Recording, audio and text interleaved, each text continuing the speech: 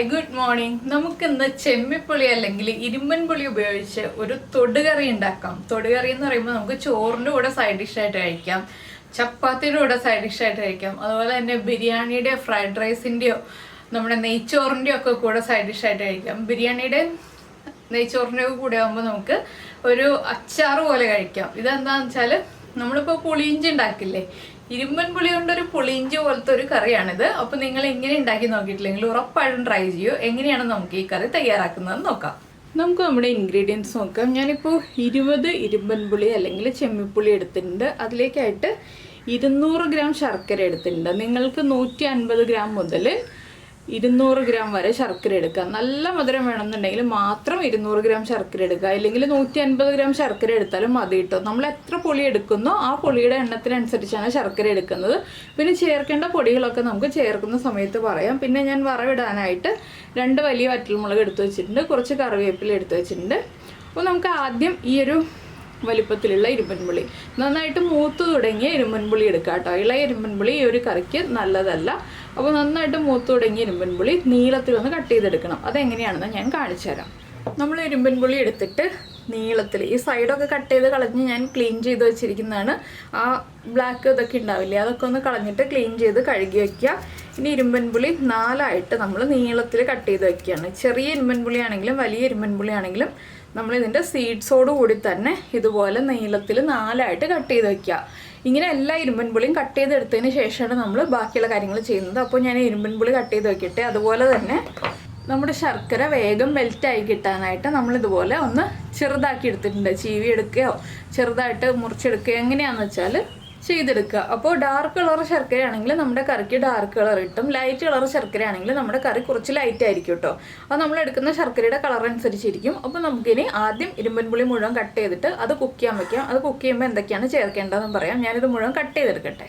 ഇപ്പോൾ നമ്മൾ നമ്മുടെ ഇരുമ്പൻ പുളി എല്ലാം കട്ട് ചെയ്തെടുത്തിട്ടുണ്ട്. ഇനി നമുക്കിത് കുക്ക് ചെയ്യാൻ വയ്ക്കാം.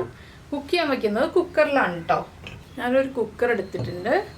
കുക്കറിലേക്ക് നമ്മൾ കട്ട് ചെയ്ത് വെച്ചിരിക്കുന്ന ഇരുമ്പൻ പുളി ചേർത്ത് കൊടുക്കുക.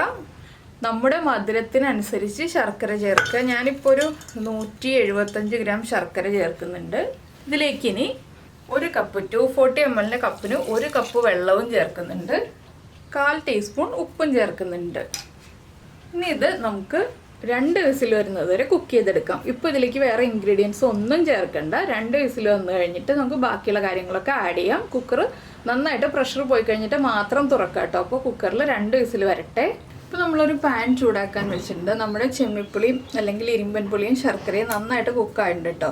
ഇനി പാൻ ചൂടാക്കാൻ വയ്ക്കുന്നതിലേക്ക് നമുക്ക് കുറച്ച് വെളിച്ചെണ്ണ ഒഴിച്ചു കൊടുക്കാം. ഇതിലേക്ക് നമ്മൾ വേവിച്ച് വെച്ചിരിക്കുന്ന ഈ ഇരുമ്പൻ പുളി ശർക്കര മിക്സ് ഒഴിച്ചു കൊടുക്കുക.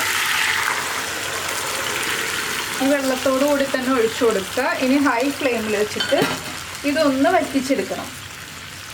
ഇതിലേക്ക് കുറച്ച് കാര്യങ്ങൾ ഇപ്പോൾ ചേർക്കാനുണ്ട്. ഈ വറ്റിക്കുമ്പോൾ ഈ ഒരു സമയത്ത് നമ്മൾ ഇതിലേക്ക് ചേർക്കുന്നത് ഒരു 1/4 ടീസ്പൂൺ മഞ്ഞൾപ്പൊടി.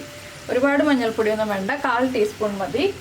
അതുപോലെ തന്നെ നമുക്ക് എത്ര എരിവ് വേണം എന്നുള്ളതനുസരിച്ച്, ഒരുപാട് എരിവ് വേണ്ട, പക്ഷെ അത്യാവശ്യം എരിവ് വേണമല്ലോ.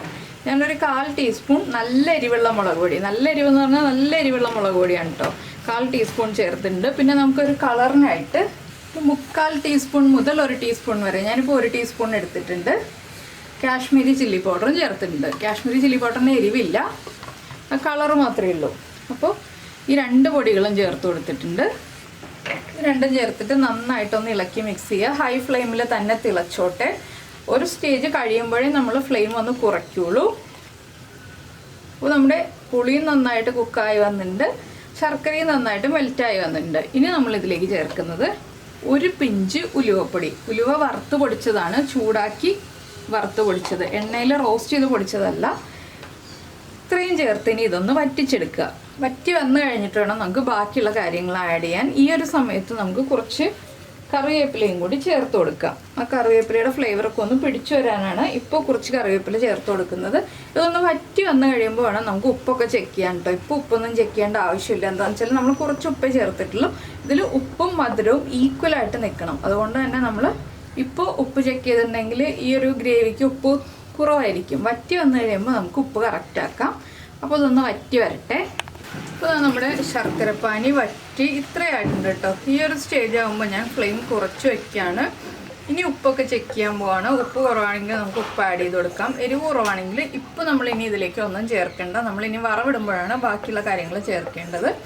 അപ്പോൾ ഈ ഒരു സ്റ്റേജ് ആകുമ്പോൾ ഫ്ലെയിം കുറച്ച് വെച്ചിട്ട് വേണം ബാക്കിയുള്ള കാര്യങ്ങൾ ചെയ്യാൻ. ഞാൻ ഉപ്പൊക്കെ ഒന്ന് ചെക്ക് ചെയ്യട്ടെ. ഉപ്പ് കുറവാണ്, എരിവൊക്കെ ആവശ്യത്തിനുണ്ട്. ഇതിലേക്ക് നമുക്ക് കുറച്ചുകൂടി ഉപ്പ് ചേർത്ത് കൊടുക്കാം. വളരെ ചെറിയ അളവിൽ ഉപ്പ് ചേർക്കുക. ഉപ്പും കൂടി ചേർത്തിട്ട് നമുക്ക് ഒന്നുകൂടി ഇളക്കി ഒരു മിനിറ്റ് ലോ ഫ്ലെയിമിൽ വെച്ച് ഒന്ന് തിളപ്പിച്ചെടുക്കാം. ഈ സമയത്ത് തന്നെ നമുക്കിതിലേക്ക് വറവ് ചേർക്കാനുള്ള കാര്യങ്ങൾ നോക്കാം. ഇത് ലോ ഫ്ലെയിമിൽ തിളക്കിയിട്ട് ഞാൻ അടുത്ത പാനിൽ വറവിടാനുള്ള കാര്യങ്ങൾ നോക്കാൻ പോവാണ്. അപ്പോൾ നമ്മുടെ കറി ഓഫ് ചെയ്തു. ഞാനിപ്പോൾ വേറൊരു പാൻ വെച്ചിട്ട് അതിലേക്ക് വെളിച്ചെണ്ണ ഒഴിച്ചിട്ടുണ്ട്. ഇതിലേക്ക് നമുക്കൊരു 1/4 ടീസ്പൂൺ ഉലുവ ചേർക്കാം. നമ്മൾ കടുക് ചേർക്കില്ല കേട്ടോ, ഉലുവ മാത്രമേ ചേർക്കുള്ളൂ. ഉലുവ ഒന്ന് പൊട്ടിത്തുടങ്ങട്ടെ. ഉലുവപ്പൊടി ചേർത്തിട്ടുണ്ടെങ്കിലും ഉലുവയും കൂടി ചേർക്കണം, അപ്പോഴേ കറക്റ്റ് ആവുള്ളൂ. അതുപോലെ തന്നെ ഉലുവ പൊട്ടി കഴിയുമ്പോൾ നമ്മളൊരു 2 വറ്റൽമുളക്, പിന്നെ അത്യാവശ്യം കുറച്ച് കറിവേപ്പില ഇത്രയും ചേർത്തിട്ട് നമുക്ക് നമ്മുടെ കറിയിലേക്ക് ചേർത്ത് കൊടുക്കാം. അപ്പോൾ നമ്മുടെ വറവ് നമ്മൾ കറിയിലേക്ക് ചേർക്കാൻ പോവാണ്. കറി ഇതാ ഈ ഒരു കൺസിസ്റ്റൻസിയിലാണ് കേട്ടോ ഞാൻ ഫ്ലെയിം ഓഫ് ചെയ്തിട്ടുള്ളത്. കുറച്ച് വെള്ളം പോലെ തന്നെയാണ് ഇരിക്കുന്നത്. ഇത് കുറുകുമ്പോൾ കറക്റ്റ് ആവും. അപ്പോൾ നമ്മുടെ വറവും കൂടി ചേർത്തിട്ട് നന്നായിട്ടൊന്ന് ഇളക്കി മിക്സ് ചെയ്യുക. അപ്പോൾ നിങ്ങൾ വിചാരിക്കും ഇതെങ്ങനെയാണ് കുറുകുക എന്നുള്ളത്. ഇത് നന്നായിട്ട് ചൂട് മാറി കഴിയുമ്പോൾ കുറുകി വന്നോളും. അപ്പോൾ നമ്മൾ വറവും കൂടി ചേർക്കുക, ഉപ്പ് ചെക്ക് ചെയ്യുക. ഉപ്പ് കുറവാണെങ്കിൽ ഉപ്പ് ആഡ് ചെയ്ത് കൊടുക്കുക.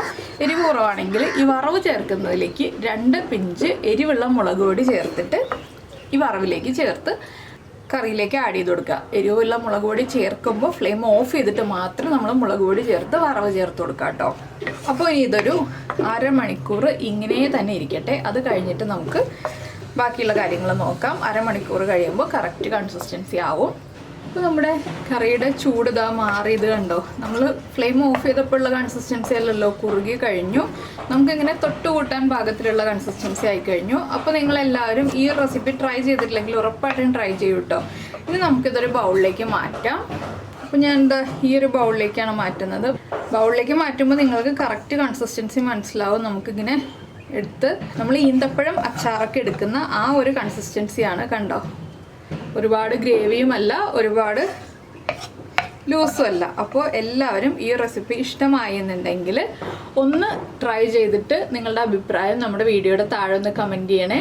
അതുപോലെ തന്നെ നിങ്ങൾക്ക് ഈ റെസിപ്പി ഇഷ്ടമായി എന്നുണ്ടെങ്കിൽ നമ്മുടെ വീഡിയോയുടെ താഴെ ഒന്ന് കമൻറ്റ് ചെയ്യാനും അതുപോലെ തന്നെ ലൈക്ക് ചെയ്യാനും മറന്നുപോലെ. പിന്നെ നമ്മുടെ ചാനൽ ആദ്യമായിട്ട് കാണുകയാണ്, നമ്മുടെ വീഡിയോ പ്രസൻറ്റ് ചെയ്യുന്ന രീതിയൊക്കെ ഇഷ്ടമായി എന്നുണ്ടെങ്കിൽ നമ്മുടെ ചാനലൊന്ന് സബ്സ്ക്രൈബ് ചെയ്ത് സപ്പോർട്ട് ചെയ്യണേ. സബ്സ്ക്രൈബ് ചെയ്യുന്നതിന് ഈ വീഡിയോയുടെ താഴെയുള്ള റെഡ് സബ്സ്ക്രൈബ് ബട്ടൺ ഒന്ന് ക്ലിക്ക് ചെയ്യുക. അതിൻ്റെ റൈറ്റ് സൈഡിലുള്ള ബെല്ലൈക്കണും ക്ലിക്ക് ചെയ്യുക.